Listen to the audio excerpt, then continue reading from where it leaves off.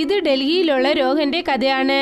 ഇവിടെ രോഹൻ എന്നത്തെയും പോലെ സ്കൂളിലേക്ക് പോകാൻ റെഡിയാവുകയാണ്. അപ്പോഴാണ് അവരുടെ വീടിന്റെ കോളിംഗ് ബെൽ അടിച്ചത്. രോഹന്റെ അച്ഛൻ വീർ ചെന്ന് വീടിന്റെ കതക് തുറന്നു. കതക് തുറന്നതും അദ്ദേഹം നോക്കി. ഒരു വയസ്സായ മുത്തശ്ശൻ അദ്ദേഹത്തിന്റെ വീടിന്റെ മുന്നിൽ നിൽക്കുകയായിരുന്നു. മുത്തശ്ശ, നിങ്ങളോ? വരൂ വരൂ, അകത്തേക്ക് വരൂ. അച്ഛാ, ഇദ്ദേഹം ആരാണ്? ഞാൻ നിന്റെ അടുത്ത് പറഞ്ഞല്ലേ, ഇവർ ഞങ്ങളുടെ ഗ്രാമത്തിൽ അടുത്ത വീട്ടിലുള്ള ഹരികൃഷ്ണൻ മുത്തശ്ശൻ. ഇപ്പോൾ ഈ ലോകത്തില് വയസ്സായ കാലത്ത് അദ്ദേഹത്തിന് ആരും ഇല്ല. അതുകൊണ്ട് ഞാനാണ് ഇദ്ദേഹത്തിനെ നമ്മളുടെ വീട്ടിലേക്ക് വരുമെന്ന് പറഞ്ഞു. രോഹൻ ആ വയസ്സായ ആളുടെ കാല് തൊട്ട് വന്നിച്ചു. എന്നിട്ട് സ്കൂളിലേക്ക് പുറപ്പെട്ടു. ഇന്ന് ബാലവിദ്യാനികേതനിൽ ചിൽഡ്രൻസ് ഡേക്കുള്ള പരിപാടികൾ ഉത്സാഹത്തോടെ നടക്കുകയാണ്. പോസ്റ്ററുകൾ റെഡിയാക്കുന്നു, ബലൂണുകൾ ഊതുന്നു. ടീച്ചേഴ്സ് ഡാൻസ് ഡ്രാമ റിഹേഴ്സൽ നടത്തുകയാണ്. നാളെ നിങ്ങൾ എല്ലാവരും പുതിയ കളർ ഡ്രസ്സിൽ സ്കൂളിലേക്ക് വരണം. ആരും യൂണിഫോമിൽ വരണ്ട. രാവിലെ 8 മണിക്ക് സ്കൂളിൽ ഇരിക്കണം. പ്രോഗ്രാം ശരിയായിട്ട് 8:30 ആരംഭിക്കും. കുട്ടികളൊക്കെ സ്കൂളിൽ നിന്നും അവരവരുടെ വീട്ടിലേക്ക് ചെല്ലാൻ തുടങ്ങി. രോഹൻ തന്റെ വീട്ടിലേക്ക് ചെന്നു. വീടിന്റെ കോളിംഗ് ബെൽ അടിച്ചു. ഹരികൃഷ്ണൻ മുത്തച്ഛൻ വന്ന് കതകു തുറന്നു. രോഹൻ നോക്കി. ഹരികൃഷ്ണൻ മുത്തച്ഛൻ രാവിലെ വീട്ടിലേക്ക് വന്നപ്പോൾ വയസ്സായതുപോലെ ഇരുന്നു. ഇപ്പോൾ അദ്ദേഹത്തെ കാണാൻ നല്ല യങ്ങായിരിക്കുന്നു. ഇത് കണ്ടതും രോഹൻ ഞെട്ടിപ്പോയി. രോഹൻ വീട്ടിനകത്തേക്ക് ചെന്നപ്പോൾ അവന്റെ അച്ഛൻ മിററിന്റെ മുൻപിലായി ഒരു പാവയെ പോലെ ഇരിക്കുകയായിരുന്നു. അച്ഛാ, അച്ഛാ. രോഹന്റെ അച്ഛൻ രോഹൻ വിളിച്ചത് കേട്ടിട്ട് പോലും അവനോട് ഒരു മറുപടിയും പറഞ്ഞില്ല. ഇനി അദ്ദേഹം സംസാരിക്കില്ല. ഞാൻ എന്തു പറയുന്നു അത് മാത്രമാണ് ചെയ്യും. എന്ത്? അദ്ദേഹം എന്റെ അച്ഛനാണ്. അങ്ങനെയൊന്നും സംഭവിക്കില്ല. ഹരികൃഷ്ണൻ തന്റെ സഞ്ചിയിൽ നിന്നും ഒരു എലുമ്പെടുത്തു. അതിൽ വീറിന്റെ തലമുടി ചുറ്റിയിരുന്നു. ഹരികൃഷ്ണൻ ആ എലുമ്പ് പൊട്ടിച്ചു. ഹരികൃഷ്ണൻ ആ എലുമ്പ് പൊട്ടിച്ചതും തന്നെ വീർ തന്റെ മുൻപിലുണ്ടായിരുന്ന കണ്ണാടിയിൽ തന്റെ മുഖം കൊണ്ടുപോയി ഇടിച്ചു. അതുകൊണ്ട് അദ്ദേഹത്തിന്റെ നെറ്റിയിൽ നിന്നും രക്തം വരാൻ തുടങ്ങി. ഈ കുട്ടീനെ കൊന്നുകളേ. ഹരികൃഷ്ണൻ ഇങ്ങനെ പറഞ്ഞതും വീർ തന്റെ മകന്റെ കഴുത്തിൽ പിടിച്ച് ഞെരിക്കാൻ തുടങ്ങി. എന്നെ വിട്ടേക്കു അച്ഛാ, പ്ലീസ്, പ്ലീസ്. വിട്ടേക്ക് വീർ. ഹരികൃഷ്ണൻ പറഞ്ഞതും വീർ തന്റെ മകൻ രോഹനെ താഴേക്ക് വിട്ടു. രോഹൻ, നീ ജീവനോടെ ഇരിക്കണമെന്ന് വിചാരിച്ചാൽ ഞാൻ എന്തു പറയുന്നു അത് മാത്രമാണ് കേൾക്കണം. ഒരു പക്ഷേ എന്നെ പറ്റി ആരെടുത്തെങ്കിലും നീ പറഞ്ഞെങ്കിൽ പിന്നെ ഞാൻ നിന്നെയും നിന്റെ അച്ഛനെയും രണ്ടുപേരെയും കൊന്നുകളയും. ഞാൻ ആരോടും നിങ്ങളെ കുറിച്ച് ഒന്നും പറയില്ല. രോഹൻ രാവിലെ എണീറ്റതും തന്നെ തന്റെ അച്ഛനെ നോക്കി. അവന്റെ അച്ഛൻ പാവയായി. പക്ഷേ ഹരികൃഷ്ണൻ മുൻപത്തെക്കാളും വീണ്ടും യൗവനമായി മാറി. രോഹൻ നോക്കി. ഹരികൃഷ്ണൻ എന്തോ മന്ത്രങ്ങളൊക്കെ ചെയ്യുകയായിരുന്നു. അദ്ദേഹത്തിന്റെ മുൻപിൽ തീ കത്തുകയായിരുന്നു. അതിന്റെ അടുത്തായി രക്തമും ശ്മശാനത്തുള്ള ചാമ്പലും ഉണ്ടായിരുന്നു. ഹരികൃഷ്ണൻ തന്റെ അടുത്തുണ്ടായിരുന്ന സഞ്ചിയിൽ നിന്നും രോഹന് കുറച്ച് ചോക്ലേറ്റുകൾ നൽകി. ഇന്ന് ചിൽഡ്രൻസ് ഡേ ആണ്. ചെല്ല്, ഇതിനെ നിന്റെ ഫ്രണ്ട്സുകൾക്ക് തന്നേക്ക്. ഇത് ഞാൻ ഒരിക്കലും ചെയ്യില്ല. ഒരു പക്ഷേ ഇതിന് ചെയ്തിട്ടില്ലെങ്കിൽ ഓർമ്മിച്ചോളൂ, ഇന്ന് രാത്രി നിന്നെയും നിന്റെ അച്ഛനെയും ഞാൻ കൊന്നുകളയും. രോഹൻ ആ ചോക്ലേറ്റ് എടുത്തുകൊണ്ട് തന്റെ സ്കൂളിൽ നൽകാനായി ചെന്നു. ഇന്ന് ചിൽഡ്രൻസ് ഡേ ആണ്. ബാലവിദ്യാനികേതനിൽ ചിൽഡ്രൻസ് ഡേയുടെ സന്തോഷമുണ്ടായിരുന്നു. കുട്ടികളൊക്കെ നിറങ്ങളുള്ള വസ്ത്രങ്ങൾ അണിഞ്ഞുകൊണ്ട് കളിചിരിയോടെ ഇരിക്കുകയാണ്. ചുമരുകൾ ഒരുപാട് ബലൂൺ കൊണ്ടും കളർ പേപ്പറുകൾ കൊണ്ടും അലങ്കരിച്ചിരിക്കുന്നു. ടീച്ചേഴ്സ് ഒക്കെ വളരെ സന്തോഷത്തോടെ ക്വിസ്, പിന്നെ ഡാൻസ് കോമ്പറ്റീഷൻ, ഗെയിംസ് ഒക്കെ ഏർപ്പാട് ചെയ്യുകയാണ്. രോഹന് തന്റെ കൂട്ടുകാരുടെ കയ്യിൽ ഹരികൃഷ്ണൻ കൊടുത്ത ചോക്ലേറ്റ് കൊടുക്കാൻ അവന് ആഗ്രഹമില്ല. പക്ഷെ അവന് പേടിയാണ്. ഒരുപക്ഷെ അവൻ ആ ചോക്ലേറ്റ് അവർക്ക് നൽകിയില്ല എങ്കിൽ ഹരികൃഷ്ണൻ അവരെ കൊന്നുകളയുമെന്ന്. ചിൽഡ്രൻസ് ഡേക്ക് എന്റെ മുത്തച്ഛൻ നിനക്ക് വേണ്ടി ചോക്ലേറ്റ് തന്നിരിക്കുകയാണ്. ഇതാ. രോഹൻ പറഞ്ഞതുകൊണ്ട് ആരവ് ആ ചോക്ലേറ്റ് വാങ്ങി. അതവൻ കഴിച്ചു. സമയം രാത്രിയായി. പക്ഷേ സ്കൂളിൽ ഇപ്പോഴും ചിൽഡ്രൻസ് പ്രോഗ്രാം നടന്നുകൊണ്ടേയിരിക്കുകയാണ്. പെട്ടെന്ന് 8 മണിക്ക് ആരവിന്റെ കണ്ണുകൾ ചുമന്നുപോയി. അവന്റെ ശരീരത്തിൽ ഏതോ പ്രേതാത്മാവ് കേറിയതുപോലെ അവൻ മാറി. അവൻ സ്കൂളിൽ നിന്നും പുറത്തേക്ക് വന്നു. എന്നിട്ട് ഇരുട്ടിനെ നോക്കി ഓടാൻ തുടങ്ങി.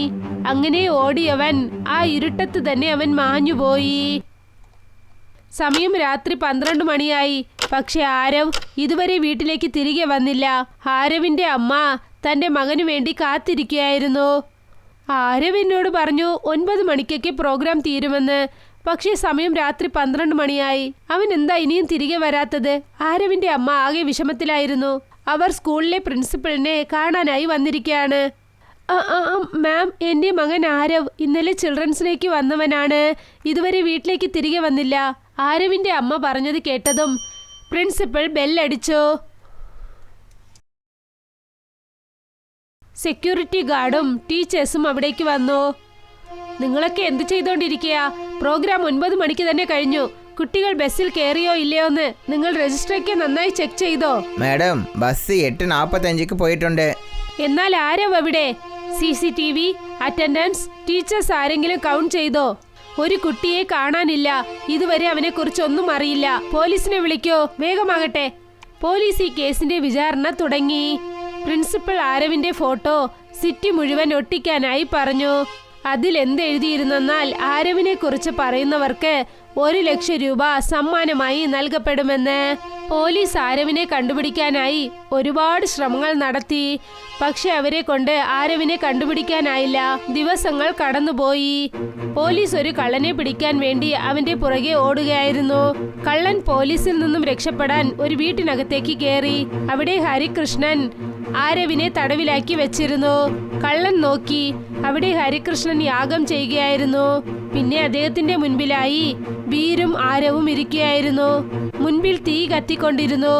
ഹരികൃഷ്ണന്റെ മുൻപിലായി മന്ത്രവാദങ്ങൾ സംബന്ധിച്ച സാധനങ്ങളൊക്കെ ഉണ്ടായിരുന്നു. ഇത് ആ പയ്യനല്ലേ? ഇവനെ കണ്ടുപിടിച്ച് തന്നാൽ 1 ലക്ഷം പ്രൈസ് എന്ന് പറഞ്ഞല്ലേ? കള്ളൻ പുറത്തേക്ക് ചെന്നു.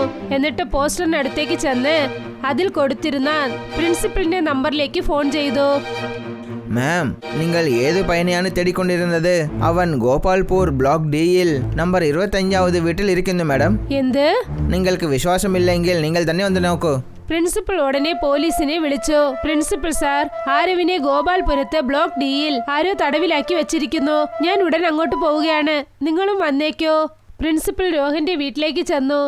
അവർ വീടിന്റെ കോളിംഗ് ബെൽ അടിച്ചു. രോഹൻ കതക് തുറന്നു. അവന്റെ മുഖം ആകെ പേടിച്ചു വിറച്ചിരുന്നു. രോഹൻ, നീയാണോ നിന്റെ കൂട്ടുകാരൻ ആരവിനെ കടത്തിക്കൊണ്ടുവന്നത്? ഞാനല്ല അത്. പ്രിൻസിപ്പൽ നോക്കി. ഹരികൃഷ്ണൻ അദ്ദേഹത്തിന്റെ മുൻപിലായി വീരനെയും ആരവിനെയും ഇരുത്തിയിരിക്കുകയായിരുന്നു. മുൻപിൽ തീ കത്തിക്കൊണ്ടിരുന്നു.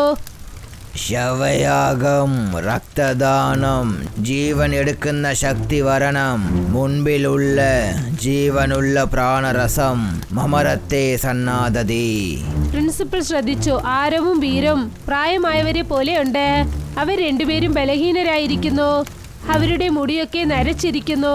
പക്ഷെ മുൻപിലിരിക്കുന്ന ഹരികൃഷ്ണൻ കാണാൻ യൗവനമായിരിക്കുന്നു. നിങ്ങൾ എന്താണ് ഈ ചെയ്യുന്നത്? ഒരു കുട്ടിയെ വെച്ച് മന്ത്രവാദം ചെയ്യുന്നോ? നിങ്ങൾക്ക് നാണമാകുന്നില്ലേ? പ്രിൻസിപ്പൽ ഇങ്ങനെ പറഞ്ഞത് കേട്ടതും ഹരികൃഷ്ണന് ദേഷ്യം വന്നു. അദ്ദേഹം തന്റെ സഞ്ചിയിൽ നിന്നും എലുമ്പെടുത്തു. അതിൽ ആരവിന്റെ തലമുടി കെട്ടപ്പെട്ടിരുന്നു. ഹരികൃഷ്ണൻ ആ എലുമ്പ് പൊട്ടിച്ചു. ഹരികൃഷ്ണൻ ആ എലുമ്പ് പൊട്ടിച്ചതും തന്നെ ആരവ് എണീറ്റ് നിന്നു. എന്നിട്ട് പ്രിൻസിപ്പലിന്റെ നേരെ ഓടി വന്നു. അവന്റെ കണ്ണുകൾ തലകീഴായിരുന്നു. അവൻ പ്രിൻസിപ്പലിനെ ചെന്ന് അറ്റാക്ക് ചെയ്തു. പ്രിൻസിപ്പലിനെ പിടിച്ച് അവരുടെ മുഖം കത്തിക്കൊണ്ടിരിക്കുന്ന തീയിൽ അവൻ കാണിച്ചു. ആരെങ്കിലും എന്നെ രക്ഷിക്കണേ! ഇല്ല! പ്രിൻസിപ്പൽ നിലവിളിക്കാൻ തുടങ്ങി. അപ്പോഴാണ് അവിടേക്ക് പോലീസ് ഇൻസ്പെക്ടർ വന്നത്.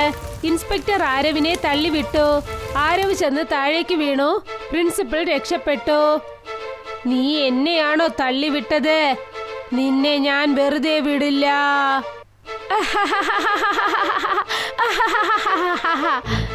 ആരവ് ഇൻസ്പെക്ടറിനെ നോക്കി വരികയായിരുന്നു. ഇൻസ്പെക്ടർ ആരവിനെ ഷൂട്ട് ചെയ്തു. ആരവിന്റെ തലയിൽ വെടിയുണ്ട കൊണ്ടു.